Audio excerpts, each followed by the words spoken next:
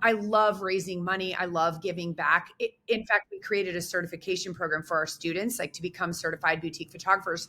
They have to generate and raise $1,000 for a charity in their community.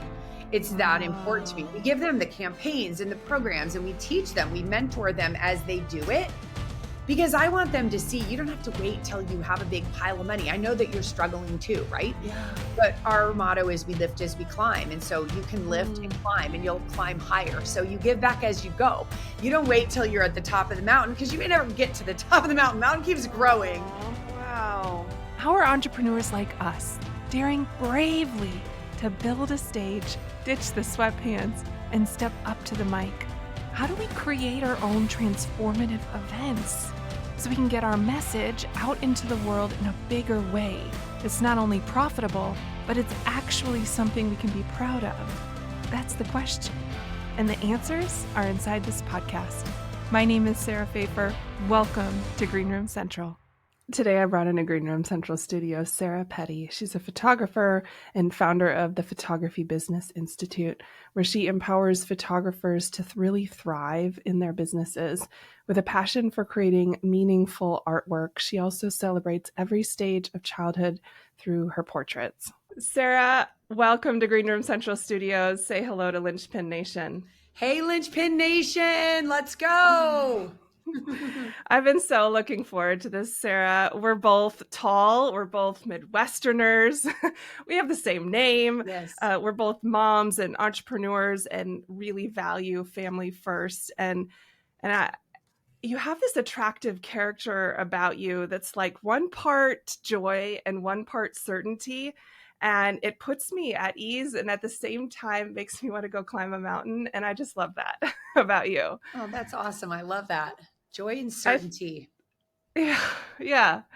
I thought we'd start today and have a little fun having you share a story. So the whole premise around this show is that around my belief that being in the room is everything. And a little backstory for you. About 6.5 years ago, I made my way into my very first personal development seminar. It was a 4-day Brendon Burchard personal development seminar. And within 11 months of being in that room, I had left my corporate career of 16 years and started my own business. I sold my home and moved my family across the country from the Midwest to the Pacific Northwest. We'd been in the Midwest our whole lives. We paid off all the debt we'd been under for a decade and a half. So it was a massive shift to happen in under 12 months. And it makes me curious if there's ever been a room that you made it into that changed the trajectory of your life. You know, that's such a cool question. And I've also been to Brendon Burchard. He was one of my first after I had my kids. Oh, really? Yeah. Okay. But I was raised in the right room. My dad in our old beat up car. We drove, I live in central Illinois and all of our grandparents lived in Northwest Iowa. So it's 6 hours to one grandparent and then another 4 more to the other grandparent. And we listened to cassette tapes of Zig Ziglar and Stephen Covey and all of the greats. It's true. You know, it's funny because it's so easy, I think, for all of us to pick our parents apart with their flaws and like all the things they did wrong. But like the thing I'm most proud about my dad for is he was the 8th of 10, raised on a farm. My grandparents came over from Norway, spoke Norwegian. And so he didn't get a lot of things handed to him and he had to go out and find them. And so he discovered personal development on his own. He put himself through college, got his master's degree. I remember I was like a 10, 12-year-old when he got his MBA. He put braces on himself at like 35. And he raised us listening to these cassette tapes. Yeah. And I don't think at the time I really thought much about it. But as I've become an adult and an entrepreneur, my dad was also an entrepreneur and a college teacher, a college instructor. And I think that was the room that changed everything for me because I've always sought out the next room. Right. And I've been in some wrong rooms, but I still even look back on like coaching programs that I invested in that maybe weren't the right fit. Yeah. They got me to the next step. And so I don't regret any of them, even the one that I did that was 6 figures, because I thought, oh, I'll buy my way into the room. Yeah. And realized that there were other people buying their way into the room that didn't even have businesses. And the coach wasn't even teaching a model that I wanted. I just thought the money will provide the answer. Yes. But that taught me some things, right? And it also, when you put that much money in yourself and then you invest in yourself, it makes you feel like I'm worth more, for others to invest in me. So I think that's the mobile room that started it all for me. Oh, wow. That is so beautiful. And what a gift to Right. grow up in that space. I didn't meet personal development or entrepreneurship. Like it was above the fold front page news to me, both of those items at 36. And I'm 43 now. It rocked my world. And I've wanted to go into the next room and the next room and the next room ever since. And what a gift to get that so early in life. Yeah. Oh, And I how think as a cool. parent, I try to really share that with my kids. Yeah. And we didn't have a ton of money, but we never went without. Yeah. But that was always prioritized, was education, even informal education. Both my parents were Mm, teachers by trade. And yeah. so I always valued formal education, or I was told, I was Yeah. voluntold, you will go to Yeah. college and you just pick where, Yeah. right? It was never a choice. But it's funny with Strengths Finder. I don't know if you've ever done that. Yeah, I have. My number one strength is learner. And when I saw that, I was shocked Ah, because I didn't love school. I always liked to get A's, yeah. because I'm competitive. So Yeah. I wanted all the points. But I would get A's in like calculus and art. And like, I think I got a B or a C. I got one C, and I think it was in history. Cause I'm like, why do I need to memorize and regurgitate things? Like it's fact. Everybody Right. knows it. It's Yeah. not worth my time. So that's where the entrepreneur came out in me. Like I love to do the things I love to do, and the things I don't care about. But when I Yeah. realized I am a learner, I'm hungry to grow and learn. And so when it comes to raising kids, I want them to know, like my college kids, I have one left in college, but they've all invested their own money in education. My daughter just bought a $97 web design class. She's in college in a web design class, and she found someone doing it because I've taught her, like, there's someone doing it out there Yes. that's got it figured out, maybe even more than your college professor, Yes. especially in a fast moving, fast changing industry like online marketing. And so I was so proud of her. She just put it on her own very first credit card, and she has a job. She's going to pay for it. So like, that's a proud mama moment for me. Oh, wow. That is like that ability to go out and know that there's a gap and to go out and seek it. That's that's amazing. Yeah. And I our kids watch us, they watch what we're yeah. doing. I love that Uh-huh. saying, they don't always listen to us, but they watch us. I think that's what drives me to help, especially moms, right? Women who feel like they can't have it all, right? They either have to pick a career or a family. And that's always been my mission, to prove that you can have it all. Yeah. No, the learning piece really sticks with me because I didn't think I was a learner. I didn't think I was someone who was like a book reader or a learner because I didn't like school. Yeah. In fact, I was going to go to law school and then I stopped after college. I was like, I just don't like school. I've never been given a book that I like. And then I met Audible and personal development and entrepreneurship all at the same time. And I was like, holy cow, actually, I love learning and I can't Yes. stop now. Yes. Same. And Yeah. I love that. And I think that's an important lesson for me to think about as a mom, is to how can I foster my daughter's love of learning now and her curiosity so that it then extends and does what your daughters did in college, and has her going out to seek, to fill the gaps that Yeah. she's looking to fill. Yeah. And I Mm, think I love that whole concept of Strengths Finder. And we run our team. We have like 5 or 6 assessments we have everyone take, more that so we can get to know them and what yes. they groove with, because school, we're measured on everything, right? Like our ACT test. So to get a high ACT score, you have to do well at English and math and history and all the blah, blah, blah. When I tell my kids, like, pass high school, but find something you love. Be great at Yes. something that you can see yourself building a life around. I think people Yes. obsess too much about grades. Like, do we walk around with our GPA on our shirt? And there are people who had really high GPAs who are struggling in life. It doesn't ensure that you're going to have a happy life. But if you find something that you can build a career around that you naturally love and are good at, forget the other stuff. Let someone else do that. Double down on what you do well, and you will build a really happy life. 100%. We're in Montessori school right now for a reason that I believe so much that people should learn emotional intelligence and also should learn how to think. And I really don't care about grades. Like, I don't care that there's no report cards, and I don't care that there's no grades in homework, because I really want her to learn how to think and interact with others. And I know now that there's a coach that will fill any gap that we need to fill. Yeah. And it's such a gift, it being in the entrepreneur space and knowing that the expertise exists, and we'll just go get it. We're all science projects, right? Your kids are completely different humans than you, if they're biological children, right? They're your DNA, but every single one is different from you, and they're different from each other, and they have different needs. And so I think figuring that out and encouraging them to find the resource to figure themselves out, like what makes you tick, what makes you happy, what gets you excited, what do you do when you're sad? Like, how do you manage all of the emotions? Because it's hard right now for kids. I think it's always been hard. But I grew up pre-social media. So it was just gossip back then. Monday morning, everybody was talking about everybody else and what everybody did. And now it's just right there in your face. You get it real time. So it's just, teaching them to have the skills to navigate that is a new challenge for us as parents who didn't have to navigate that as much when we were growing up. Yeah, 100%.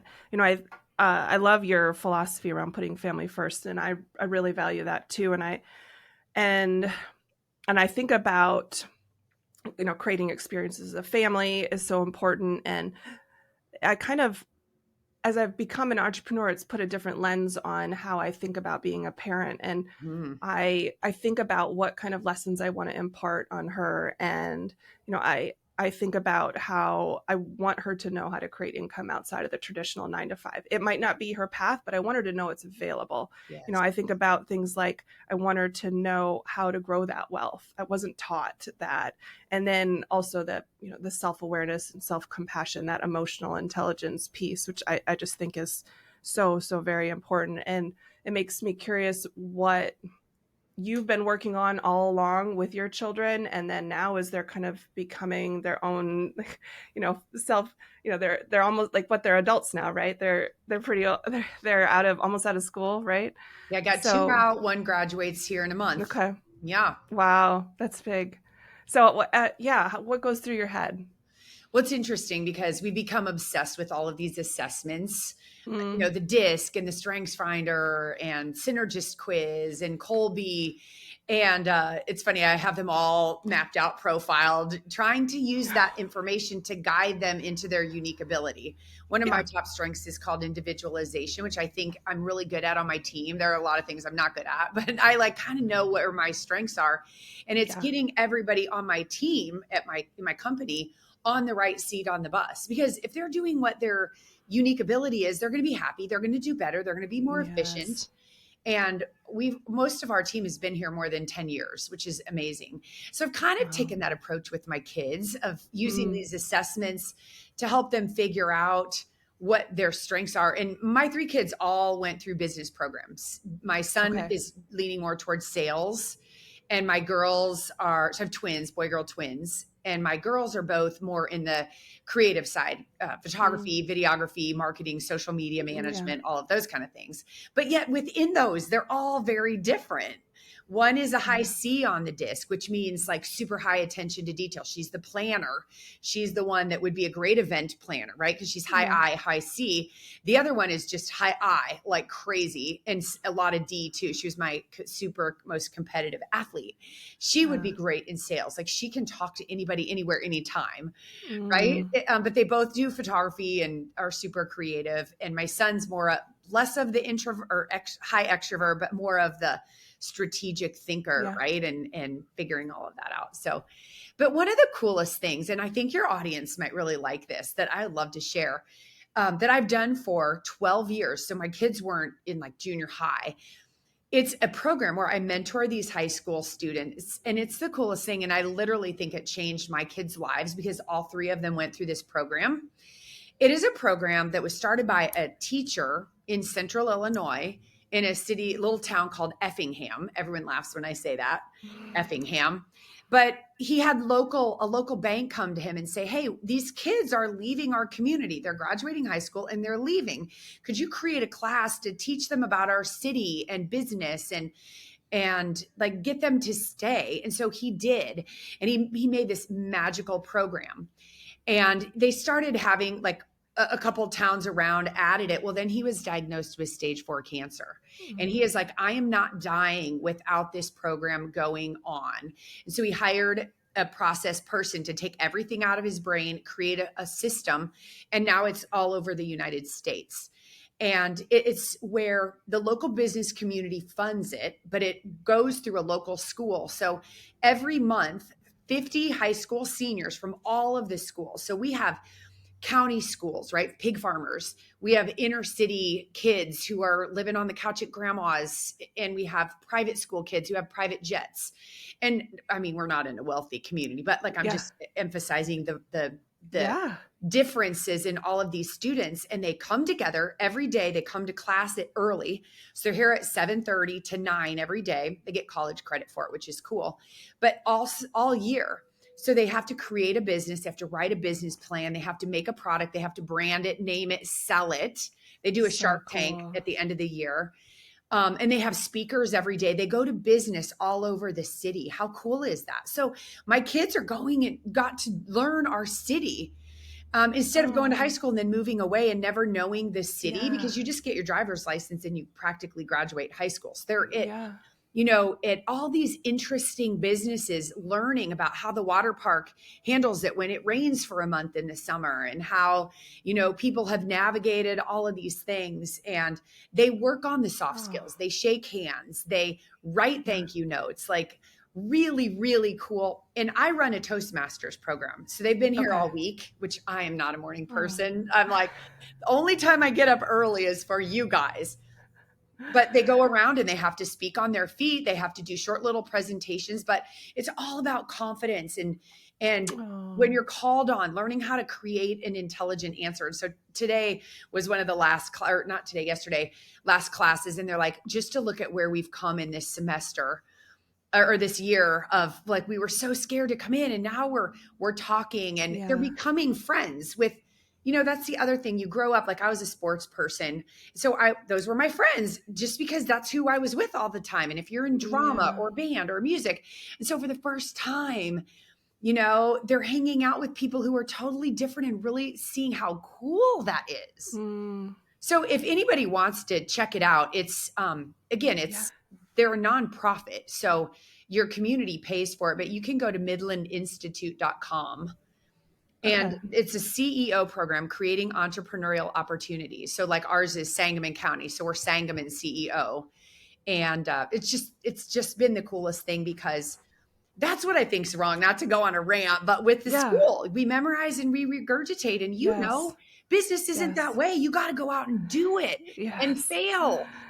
And the pressure, they do a fundraiser at the beginning of the first semester, like mid-semester, to raise seed money for all of them for their products. And they have an event and they have to sell tickets, and people have to show up, and it rains and it snows, and it's real stress. They start bickering, and they have to realize like this is part of it. And so beautiful to watch. So beautiful. Oh, wow. I'm going to look that up. I hope that we have one by us. So cool. Yeah. Cause I think about something like the Brendan Burchard, High Performance Academy, 4 days, and, or a Tony Robbins, and thinking like, well, what's the earliest age I can start getting my kid into that room? Right. Yeah. Because I want to expose her to that. But also, this is a great reminder. I need to be searching out the ones that are actually kid appropriate, right? They're meant for that age and like the development of the brain at that stage.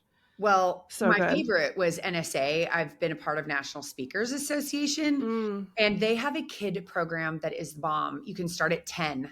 Oh, And wow. so upstairs, all the parents are up there learning, and then the speakers will go downstairs and speak to the kids. So it's all Oh, motivational, like speakers doing the most yeah, amazing things. So we would do that every summer. I would go, I would take my kids, they would do the teen, the kid program, and then we'd fly my husband in, and they were all over the country. So then we'd do our vacation in that sure. area. And then the pandemic hit and everything got turned upside down. Strategic Coach also has a young person program. They have to be a little older. I think that's 18 to 24, but that's also a really good one. Believe me, I I've been in the market. I was always asking, where are the programs for young oh, people? I love this. I just finished the trilogy of the 10x is easier than 2x and Gap in the Gain. yes, Gap in the Gain, and then Who Not How. Yeah. And I did go and then peek at his website and realized, oh, there is a kid thing. That looks great. I need to put that on my radar. Yeah, that's very cool. And then, of course, there's Landmark Forum that was very hard. We took my kids to. They did not enjoy it, but it definitely impacted them. It's more of Mm, a therapy type. okay.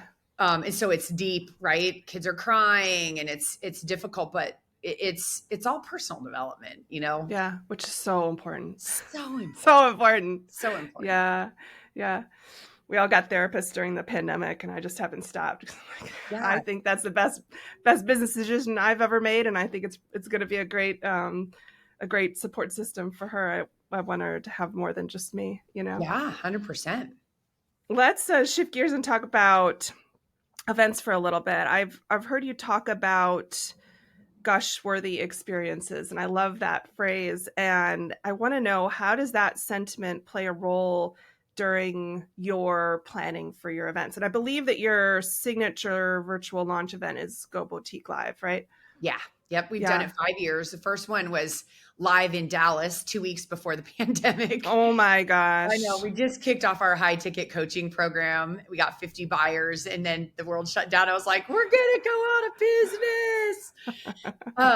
But we've survived. We've done 4 Yeah. virtuals and it's been amazing. But yeah, so we teach the boutique business model to Mm-hmm. photographers specifically, but in any space, there's a Walmart, like a low end price driven, and then there's a high end custom high touch. Whether if you want a bike, you can go to Walmart and get a bike, Yep.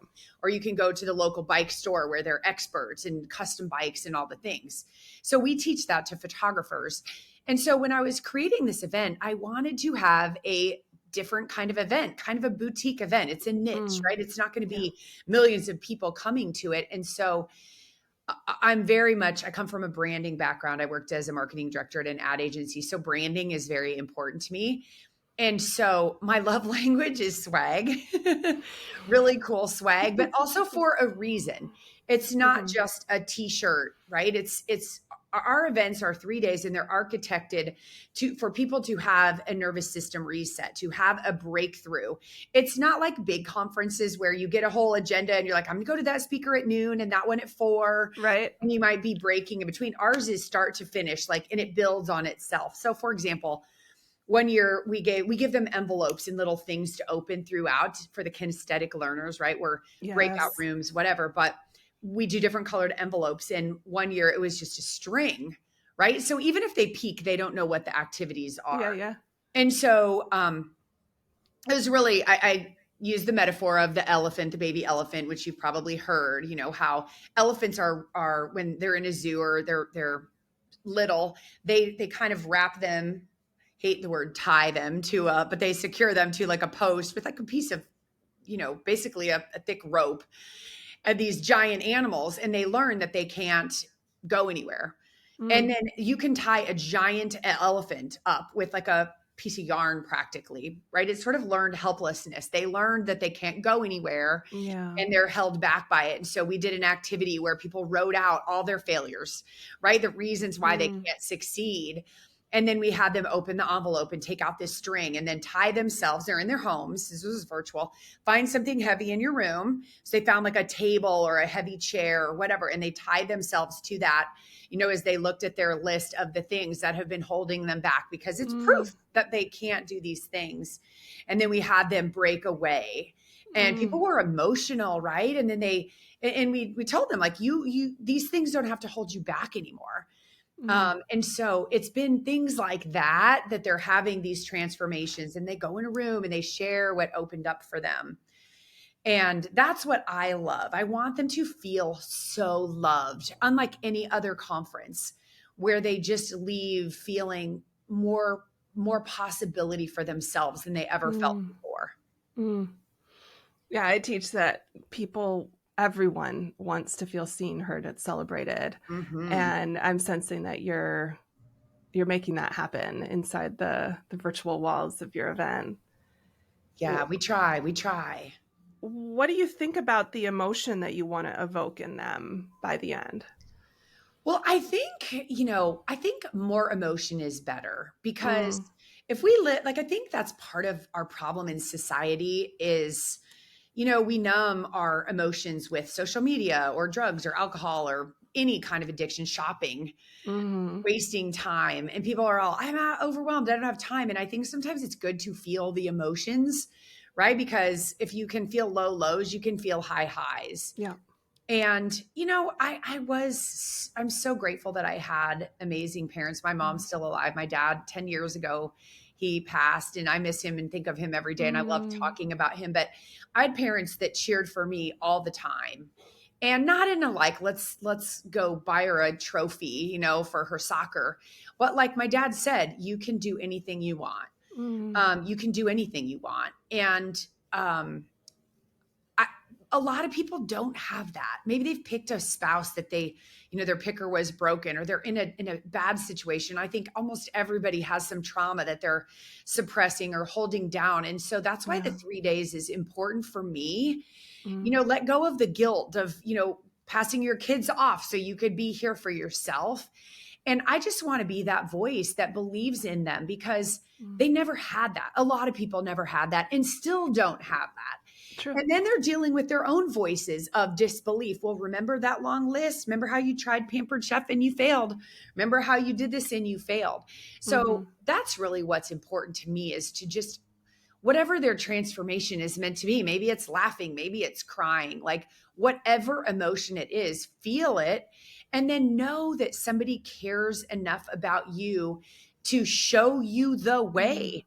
I always say, I will believe in you until you believe in you, because I have so much proof that what we teach works, right? But you're not willing to step into the ring because you don't believe in yourself. So let me grab your hand and Yes. I will believe in you. You can take my belief, because I Mm. know that what we teach works.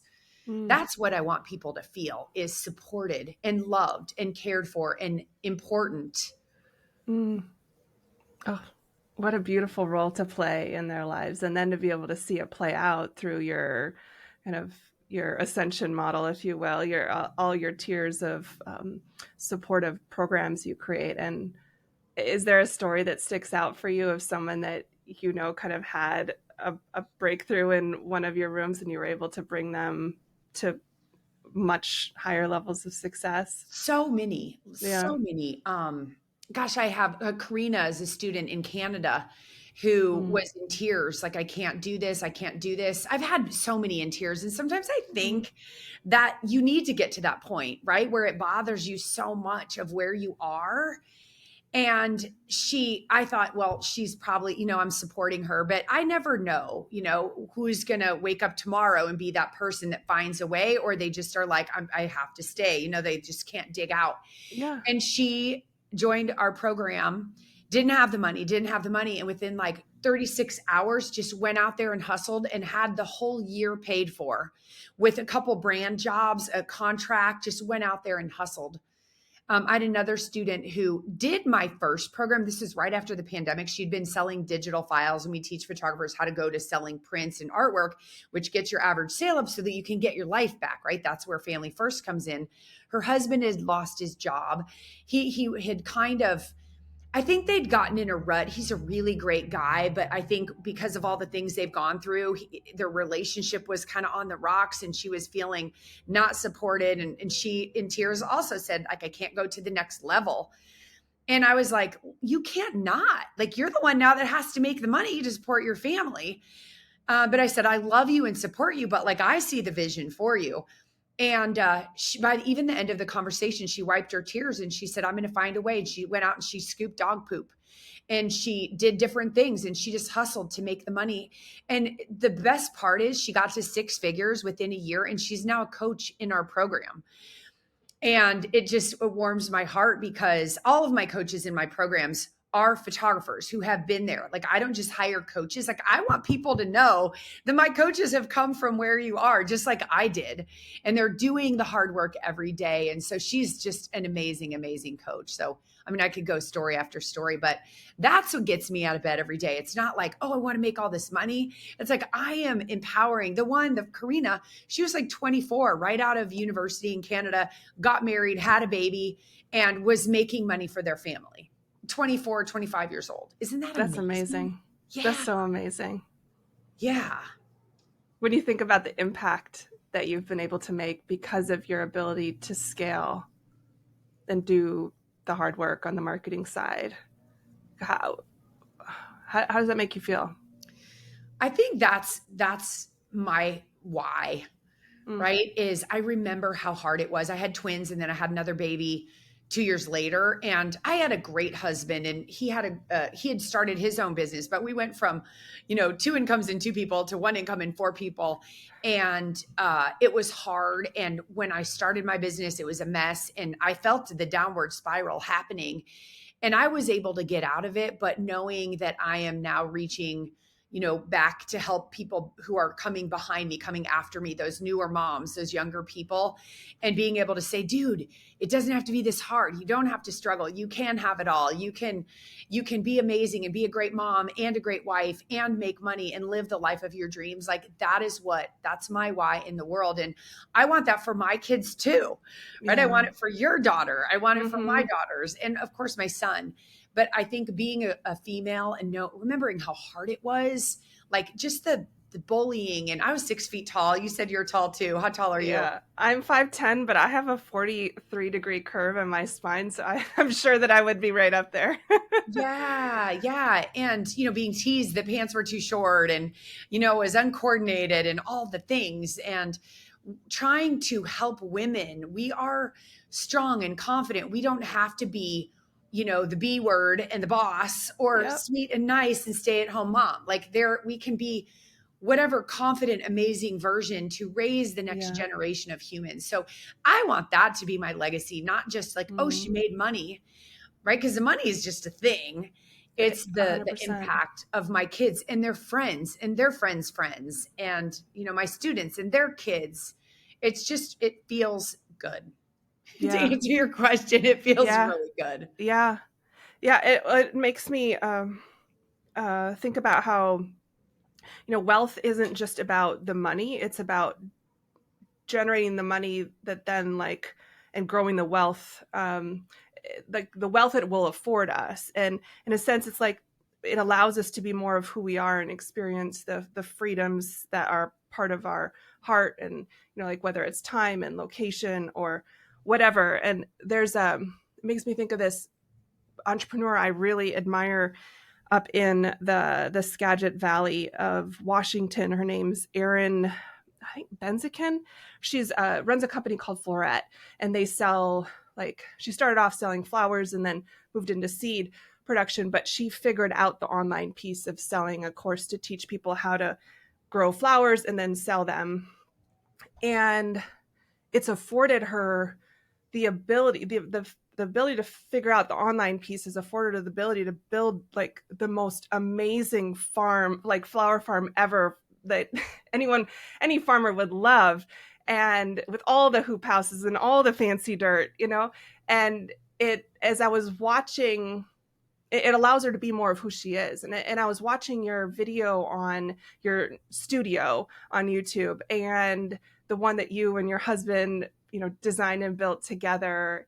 And it's gorgeous. And yes, with the little window to the gym. Yep. And it made me want to ask you, how do you think you being able to generate wealth through the online, in the monetary sense, through the online course space, what has that afforded you in wealth in other areas of your life? Allowed you to be more of who you are in other areas, because not every photographer gets this studio, you know? Right, right. And my photography studio alone would not have been able to afford or justify the building that we're in. Yeah. It's got a gym. It's got the most gorgeous camera room. And we have events for our students here twice a year as part Mm. of the year-long program. And they get to come in here and they get to hold the frames and they Mm. get to see what's possible, even if they never want a studio, Yeah. but to see like all the cool things. And I've had multiple studios that were cool,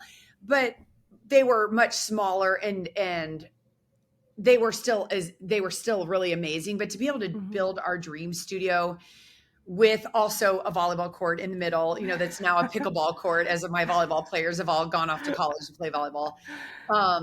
But it's been amazing because in fact, this week we have a junior high volleyball team. We're in the center of the state, and our state tournament for most sports is usually in our town or near us. Okay.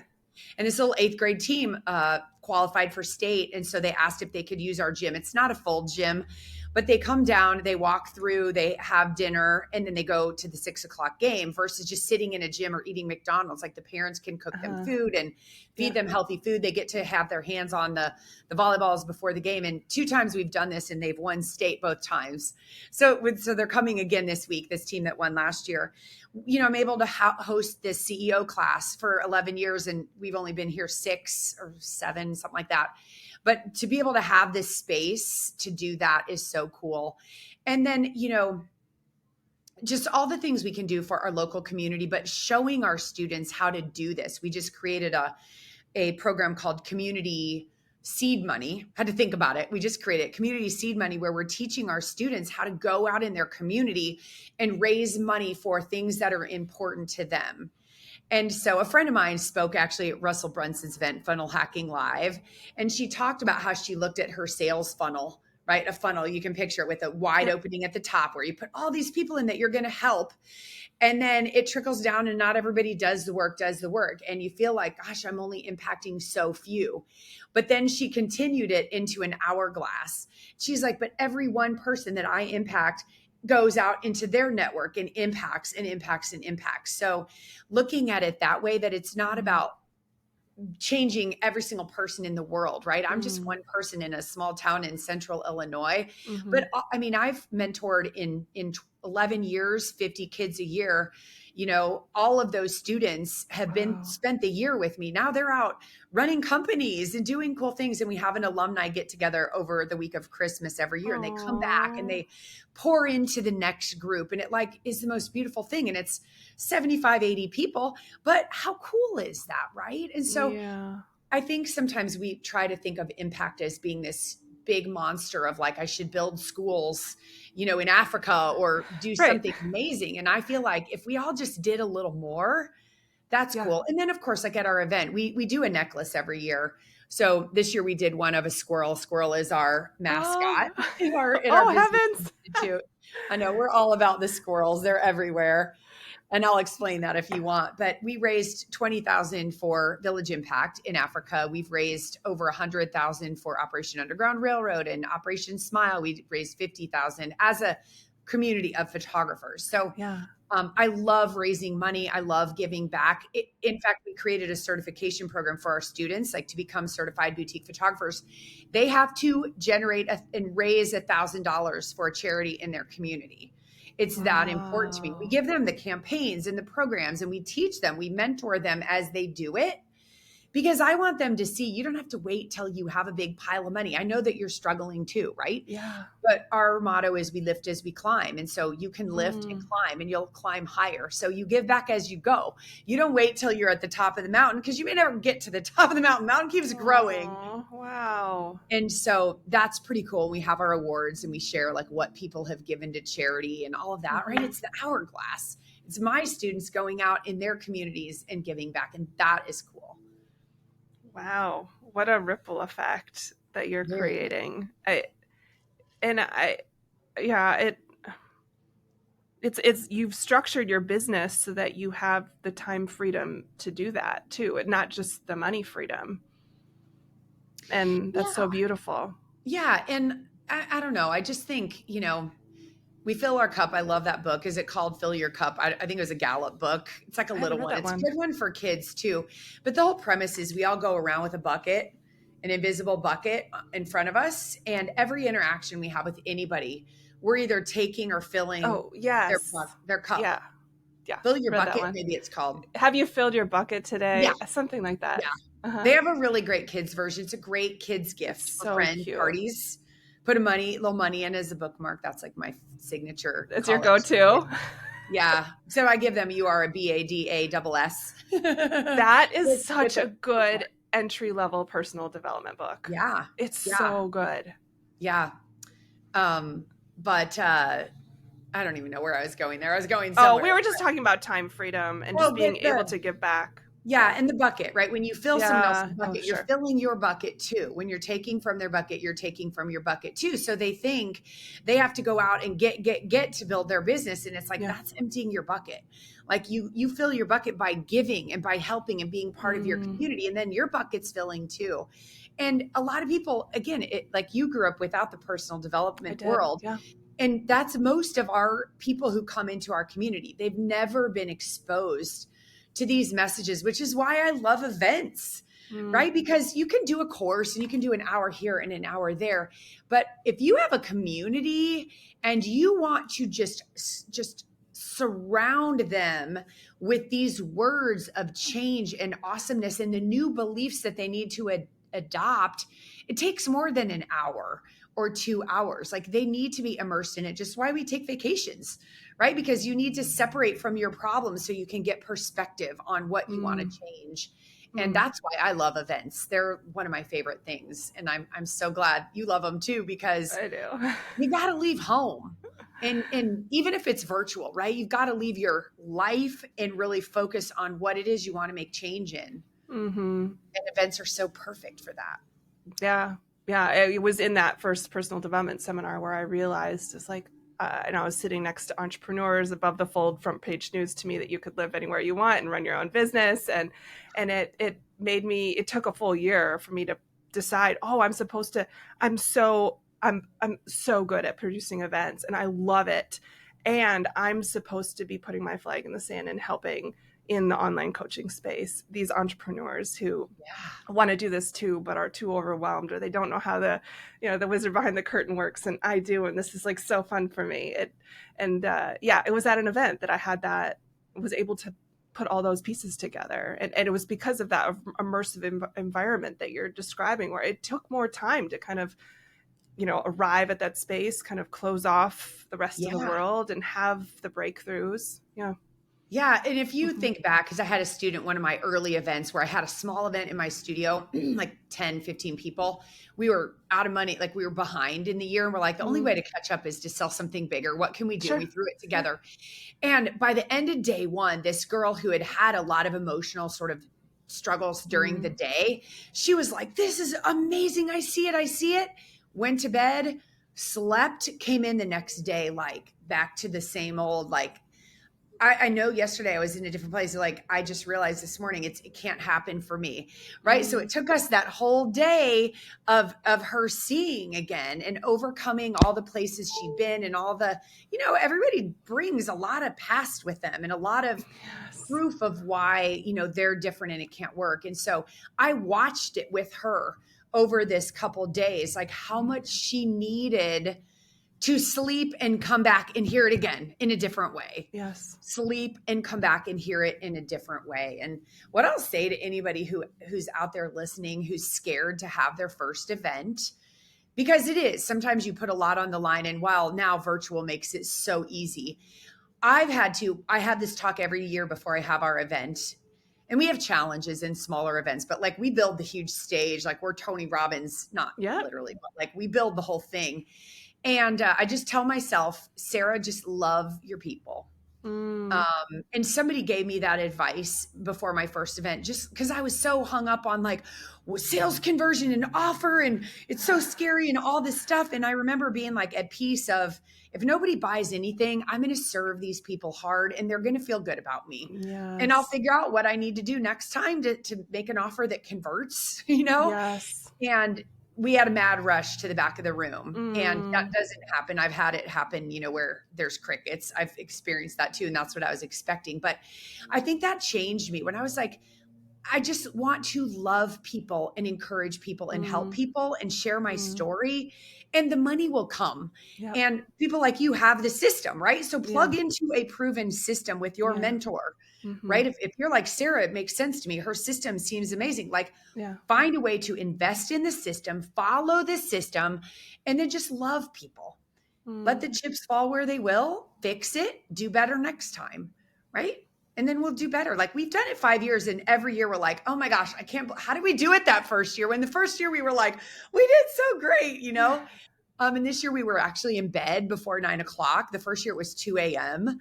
We're like, how are we surviving? We were just adrenaline and fear all mixed up, that first time, just horrified of all the things that could go wrong. But it was also such an exhilarating feeling. So if you're not doing it and you want to do it, just do it. Right? Let it, even if you crash, like, you get to be put in a really exclusive group of people who have done it versus those who just think about it and talk about it and dream about it. Totally. I mean, those that are winning are creating those experiences for people, and that's so pro team, Sarah, that you were in bed by 9. It's so pro team. I look at I watch social media for the behind the scenes of so many people's events, and I notice who's had the space and the leadership to be able to sit down and have a meal with their team before the event or after the event. Like, I notice those things, and that tells me so much information about how who they are as a leader, how the team that support team that they've surrounded themselves with. So, like, kudos to you. It's huge. Thanks. And it's been a process. I mean, the first year we were understaffed. We were a smaller company. Yeah. My little team, I about killed them. And I said, we're not doing that next year. And each year we've gotten better. Yeah. And this year we had 3 extra people. And most of my team is virtual. So there were Okay. only about 7 of us here. And it just was so beautiful, right? Everybody Mm-hmm. knew their role. Mm-hmm. There were some floaters, and I had a ski accident 8 weeks before our event was 2 Oh weeks ago. And no. I tore both of my MCLs on both knees. So, I mean, I would come off stage, they're bringing me, one's holding my food and one's putting ice on my knees, right? And that's when you're like, man, we got a well-oiled machine. They're like bringing Yeah. me, timing my Advil and Tylenol every 6 hours, like, to make sure I don't Oh. get out of pain where I can't recover. Yeah. And just that kind of team that can pay attention to Mm. my needs, like, because I try to be pretty low maintenance, but it was like, this added a new element of complexity, right? Having the Yes. main speaker for 3-day event in pain. Yes. And so it was amazing to know that they Wow. were there for me. And it just was really fun. It was really, really fun. Events are so fun. I could talk They about them all are. day. They're really, They really fun. are. They are. I know, it's one of those things. They're either for you or they're not for you. Yeah. And I could tell you're in the camp where this is like, whatever it takes. Like, I have to do this because it brings me so much joy. Well, and I'm a high Mm, eye on the disc. So is Andrea, who's been with me 15 mm, years and runs my studio, coaches and runs our event. She's kind of become our producer. Like, that's we're great. 90, I'm a 99, she's a 98. So we have to have people. And when you have a virtual coaching program, like, we just need to be with the people and hear from the people. And so that's why they Mm, come to us live. So we do 2 fulfillment events yeah. where we don't offer anything, like, they're just serving for Yeah. 2 days. But then I also love the game of selling, right? And making an offer, because that's what, I mean, we teach photographers how to make money, right? Not all events are teaching people how to make money, but they have to learn how to make offers. They have to learn how to talk about money. And Yes. so we're really showing them how to do it. And we're putting them in breakout rooms where they can talk about their fears and practice communication, little tips and tricks. And I don't know. I love the community. And I think that's Mm, something that we didn't do. I've been in business 25 years, okay. and I've been at my online business since '05. So it's at Okay. almost 20. And I just did low ticket things, right? Cause I'm Mm. like, we tried a coaching program, and someone told me I wasn't good, well, it turned out it was the person who didn't want to do the work and play the shame game. So I told myself I'm never doing that. I had 3 little kids. And it wasn't until, talking about being in the right room, proximity is power. We know it. Got in Russell Brunson's inner circle. Yeah. We were down and watched how he built a community. He calls it culture, cult. Mm-hmm.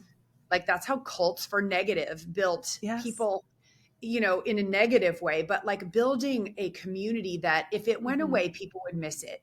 Yeah. That's like my guide of, is the community strong enough? And I mean, I got people, it's just the stories about our community. We've ascended, like we have volunteer leaders and they can do half scholarship. And then our coaches are full scholarship and they're creating content and they're doing meetups and they're doing one-on-ones with our students. They have weekly group meetings where we have a no photographer left behind policy. And just to watch them love this program and company as much as I do has been overwhelming, right? Because I mean, they are just, they know what it feels like to be alone and they don't want anybody new coming in to feel alone. And they just wrap them up. It's so cool to watch. Well, people support what they create, right? And it seems like you're building that in as a leader to the structure of the community you're building. So I think for people who have a higher ticket coaching program, I think the event is a key component because we could do it without the event, but the event is where they want to get a spot on the stage, whether it's a success panel or a small teach. They want to get recognized at that national level when they get awards. They want that. It's a group effort. Go Boutique Live, our event. And so they just are beautiful together. The event and that community, it brings the community together. Sort of like I tell them, you're like the varsity team and we're going out to the junior highs, talking to kids about the volleyball program, right? They're looking at you with big eyes. Like, I want to be like them. And they show up, they go in the enrollment lobby and they tell people you need to do this program. I mean, they are right there rowing with us down the river. All of us together in sync. It's beautiful. I did that in college a little bit. It was fun. You rode? Yeah. Good for you. The Mississippi. Oh, nice. Well, yeah, they like tall, athletic girls on the row teams. I have some of my daughter's friends who were on the crew team. Yeah. Yeah. Oh, that's so cool. I thought being the little petite one that sits at the front of the boat coxswain. And yells at everyone would be a good job for me. But yeah. I was just on a podcast yesterday and the guest, it came up that I was on the crew team and he's like, one of my coaches, my mentors is a coxswain, Pat Flynn. I'm like, oh, I didn't know that. Where did you row? I went to the University of St. Thomas in St. Paul, Minnesota. Okay. Yeah. And I grew up just north of Milwaukee in Cedarburg, just like cutest downtown ever. And then we vacation every summer for a month or two up in Door County, Wisconsin. Gotcha. And since you're a Midwesterner, you're probably familiar. Yeah. Yeah. You're not far from me. I'm about 5-6 hours south of where you were. So yeah. Yeah. We would drive through Illinois every summer on our way to visit grandparents in northern Indiana. So I feel like, we just spent a lot of time in Illinois growing up. Too. Yeah, I mean, road goes right through it, right? From Chicago to St. Louis. Exactly. That's us right in half. One of my mentors, I've told you, Brendan Burchard, he jokes about his personal development brand, High Performance Academy. He says there's no building anywhere with a sign up front that says High Performance Academy, but you actually have a building with a sign out front that says Photography Business Institute. And I want to know what did that moment feel like when they put the sign up on that gorgeous building that you and your husband built together? It felt pretty amazing because we are actually on Interstate 55 from St. Louis to Chicago. So I'm looking out at the traffic, like 100,000 cars a day go by it. So we didn't ever put the name up when it was Joy of Marketing. We've just rebranded because what does that say? And that's one of the reasons we rebranded. We're a school for photographers. We're a business school. Yeah. And we did it digitally first. And so like just seeing the digital version of my sign, because I'm very visual, I needed to see it before I paid for it. Me too. Yep. Yeah. So my team like put it together and I was like, oh, that feels good. But the day they were out there with the crane and the men, and it was chilly, and we went out every like hour taking videos, and then it got done. We had to drive by. We had to go out and drive by at night, multiple times. And it felt really cool. It felt really cool. And I remember thinking, like, I wish my dad, I know I envision that he sees it from heaven, but he was a small business owner and he was a mechanic, had one bay of a little gas station. And when he retired, he sold a brand new state-of-the-art 17 bay facility. And I think he knew the struggles of an entrepreneur. I think he would have really enjoyed seeing that sign go up. But I bet he was watching. I think so. Yeah. I think so. Did you bring your mom over? No, my mom's not that much. She looks at everything on social media. She's like, good. I'm sad. Yeah. I mean, we send her pictures. She's my best friend. We talk every day, but it's so funny because I'm so much like my dad, and my mom and my brother are so much alike. Like, we play Monopoly, and my dad and I are like wanting to win. And my mom's like, I have this blue park place. Do you want it? And my brother's like, oh, sure. Here, have boardwalk. I'm like, okay, yeah. They're like the least competitive entrepreneurial type. So it's just good. It's good that we're all not the same in the world. Right. How boring would that be? It would be so boring or scary if everyone was like me. Yeah. I'm intense. That's okay. I am too. Yeah. I work to tone it down in certain areas. I know we have to, because especially when you're an entrepreneur, right? And then you're going into your marriage. And I mean, we do have a masculine energy, having been athletes, right? And the boss and everything. And then I have to remind myself, like, I don't have to be the boss in the family. Right. I can just chill it, bring it down a little bit. That's the conversation my therapist and I were having this week. So let's revisit I statements and tone when you're in your family. I'm like, yes, okay, let's do it. So as we wrap up, I've got one last question for you. So I subscribe to the school of thought that I value lifelong learning so much, and I think that we need to design our own curriculum with intention. And so before we wrap up here, I'd love to know 3 parts here. What are you reading right now? Why did you pick that book? And what's one thing you learned so far? Oh my gosh, that's a good one. And your books are color coded. Be still my heart. No, my intern did that for birthday present, surprised me, which my love language is not gifts, like acts of service. And I came in, I was almost crying. I'm like, that is the coolest thing. And then my new employee, who was an intern 15 years ago, helped me do the ornaments at Christmas to color code. And I can't take them down. I know it's March, but I'm like, that is the coolest thing ever. That's interesting that you said that acts of service is your love language. It's mine too. But you said that your love language during events is swag, which I actually feel the same. That's interesting that you love gifting in the events space, but service is your love language. Yeah. Isn't that interesting? Yeah. I think for me, swag is a bit of an act of service because, again, it's not just a cool shirt to wear, but it's something that we do together that gets you out of your own way, right? So I feel like it's kind of an act of service, but it's all beautifully designed. Yeah, I love that. I mean, we did bracelets with squirrels on them. We did, we always have a money activity. That was kind of our money thing, like switching hands when you have negative money thoughts with the bracelet, because so many people have money blocks. But an acorn, like if you think about, that's why squirrels. Yeah. They plant one little seed, and the whole ecosystem of trees everywhere came from squirrels. Like they're really crediting squirrels for planting all those seeds. Now, granted, they planted them and then lost them and couldn't find them again. They wanted to go dig them up for meals and they lost them. So that's a different issue. Yeah. But, squirrels are resilient and tenacious, and they hustle and they support community. They're a family. They play hard, and they're a smaller animal, right? They have to compete in the wilderness with, giant lions, tigers, and bears. So we really embrace the squirrel. But back to your question, I have books even on my desk that I want to read. And I have like 20 sitting over there. I love it. Is the most recent. Like these I haven't opened yet. I literally just got them. Is that buy back your time? Built to sell. Oh, okay. as we're building our Yeah. team and like looking at how do I build a business that over the next 10 years operates less with me. Yep. Yep. And then I bought the workbook because I always like to see how people structure workbooks for their training. Yeah. Your Best Year Ever, Michael Hyatt. Yeah. Good. Just somebody was talking about it and I didn't have it. So I was like, I need to have it. And then this one's Jason Fladlin, a webinar book that like I just nibble and chow, and it's like a tactical book. But Hidden Potential by I think it's Adam Grant. Yep.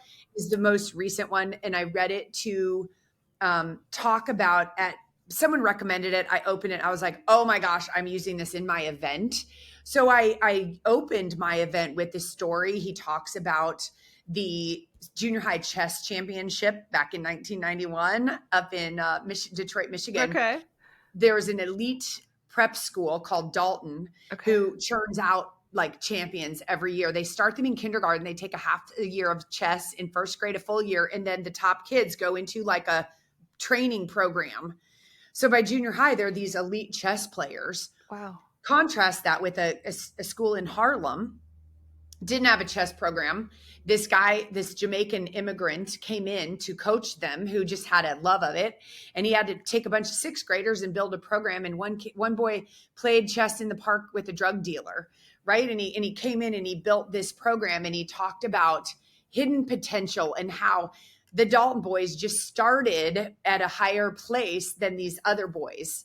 And yet, with the right mentor and the right support, they won. They were able to get to the finals. Like it goes through, it's a whole long thing of their battles and how, but how he held them together, which really, study after study shows that we go further faster with support and with a mentor and with a coach.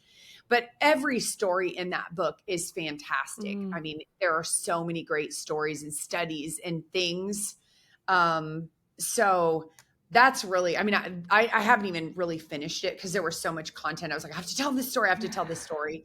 But if you're a coach out there, that is an amazing book. I highly recommend it. And I love, my rule with books is if someone recommends it, I don't go, oh, I'm going to add it to my list. I go look at it. If it looks like I'll read it, I buy it. And I have like 15, but some days I just get up and I like consume all of them. I don't go in a linear way. So like, I'd rather have more that I haven't read than be like, oh, I really wish I had a good book. Yeah. So that's a good book. Oh, thank you. I'm going to add that to my list. I haven't read that one. Really good. Yeah. I just am finishing I have like one chapter left in 10X is easier than 2X. And it's just blowing my mind. I'm loving it so much. And that's a great audiobook because they do an interview. Dr. Benjamin Hardy interviews Dan Sullivan at the end of each chapter. Yes. So I tend to do that too. If I like it and I feel like I'll want it when I travel, I'll get the audio version, but that's a really good audio. Yeah, since I'm the chief dog walker in the family, I listen on Audible while I'm walking the dog in the morning because I must multitask.